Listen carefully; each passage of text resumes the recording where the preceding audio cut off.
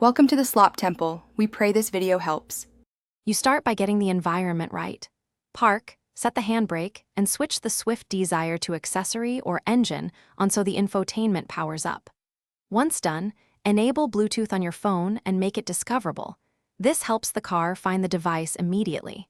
Make sure you know your phone's Bluetooth name in settings so you can identify it in the cars list. This speeds pairing and avoids confusion with nearby devices. You now operate the infotainment. Go to Settings, find Bluetooth, and choose Add Device or Pair New Device so the system scans. When your phone appears in the cars list, tap it. Simultaneously accept the pairing request on your phone. Make sure the passkey or PIN shown on both screens matches, because that secures the connection and prevents accidental links.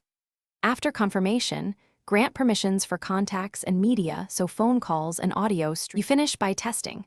Play music and make a quick call to ensure audio and microphone route through the car. If features work, set the phone as preferred media and phone device so future connections are automatic.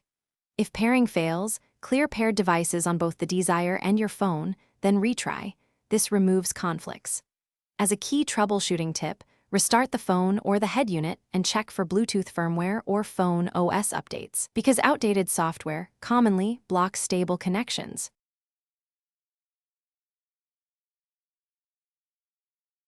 Thanks for watching.